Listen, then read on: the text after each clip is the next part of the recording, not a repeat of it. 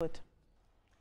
Now, time is of the essence, the past, the present, and future. And this is Notable Timelines on the TVC Breakfast Show, reminding you of who, what, and where.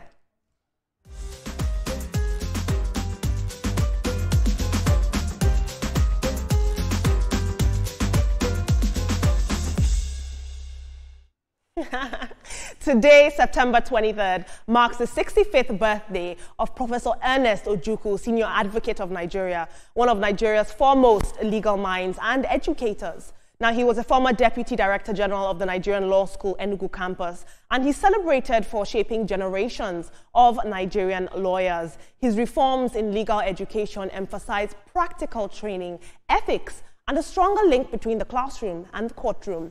But beyond academia, he has been a fierce advocate for justice sector reform, access to justice, and on-ground human rights.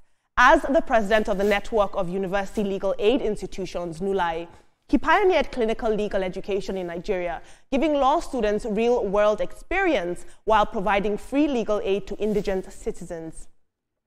At 65 years old, Ernest Ojukwu's legacy is clear. He hasn't just taught people the law, he has helped transform how the law serves ordinary Nigerians. I think our educators don't get enough credit. I thought it was important to highlight Mr. Ernest Ojukwu. Happy birthday, sir, on behalf of TVC Communications.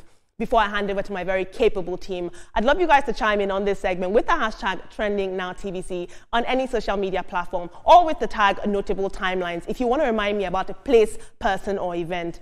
Team, this is very interesting. A lot of people don't know about Mr. Ernest Ojukwu's contributions to law. But you know, earlier on this year, we saw students passing out of Nigerian law school. Yeah. We cannot understate the importance of legal teaching. We cannot understate the importance of having a strong judiciary. And men like this have inputted their knowledge and their time and their years into helping build this legacy for the next generation. Yes, when you know the state at which the Nigerian judiciary is now, you really appreciate people like Ernest Ojukwu that has not only taught law, but has done practical steps to ensure that people, Nigerians, get justice. What I really like about his legacy is that he is giving people access to justice, which a lot of Nigerians do not have. And at 65, he's still a young man and he still has a whole lot to contribute. Happy birthday, sir. A very big happy birthday to him. 65 is no joke. But for me, I just want to talk about the legacies. And I always say this, when it comes to law, you need to be just. You know, when we see some lawyers right now, you're wondering what are they doing? You know, because law, you know, you have to really know what you're doing. And that's what this man has done. He's also trained a lot of lawyers that have come out and, you know, have really done well. So we celebrate you. Happy birthday to you. And it's just teaching a lot of people that you need to do right. When you do right, we will celebrate you as well. A lot of Nigerians continue to change the narrative, and we're here for it. It's a beautiful thing to sit here to celebrate this man who's contributed, you know, greatly to the betterment of this nation, especially when someone like him has established about 12 university law clinics, you know, for students. So people who had been in the four walls of his classroom will even say better. They know better than, you know, we do. But one thing is, if he's not a notable person, if he's not a good man, we won't sit here today to, you know, deem it fit to celebrate him. I will say kudos to what you've done so far. Kudos to you for what you're doing, and we hope to milk you, you know, better, you know, in future times. We say congratulations to you and your family and everyone.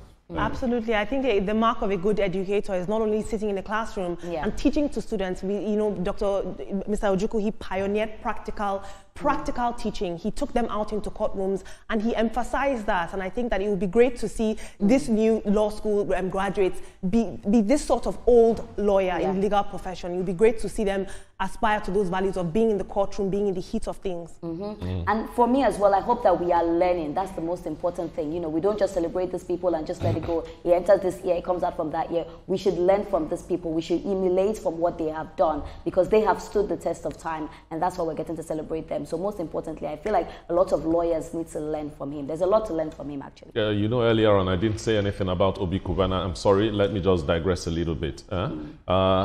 It is good when you have such narratives being attached to your name. You don't have to be as big as Obi Kubana to do things like this, all right? But I know a lot of people that are earning regular salary and doing one or two side gigs, and they are paying school fees of a whole lot of kids. So let's all of us try to emulate that. And definitely one day your name will come here and we'll celebrate you. Definitely. Talk about, now going back to the man that we spotlighted today, celebrating his birthday. One thing is, I would just like to spotlight the fact that the law profession, is facing a whole lot of challenges when it comes to, Ria talked about, some charge and bail lawyers, and some lawyers that are not living up to the expectations. When you go to the courtroom, we know that you do what you have to do in the courtroom, but when you're not doing what is right, as a legal expert or as a legal practitioner, then there is a problem, because we need justice. We need justice to be established. And I know that these are some of the things that this man that we are beaming on our screen today, has taught a whole lot of people. So we want the students and people and the students of this man to help this nation to attain that, that pedestal where we'll become enviable among the Committee of Nations, where they say, yes, Nigeria is a just society. So we need a whole lot of reforms. Reform is going on in the National Assembly. We need a man like this to also help us, input, his own knowledge and advocacies for a better Nigeria.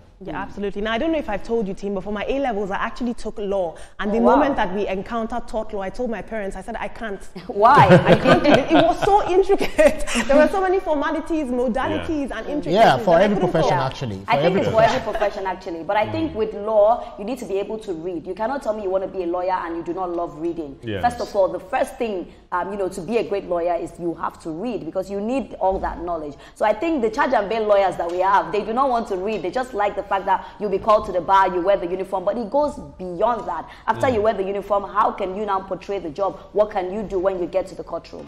All right, we have a lot of senior advocates of Nigeria and who do not do free legal aid, that's taking cases pro bono.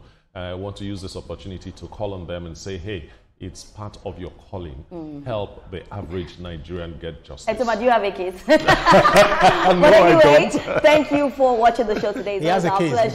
It's always our pleasure to have you join us. Let's let you know that the views and reactions of our guests and have no connection whatsoever with TVC. After this is Your View with the Beautiful Ladies, and just after that is This Morning with Yori Folami. I'll see you tomorrow bright and early. Good morning, Nigeria.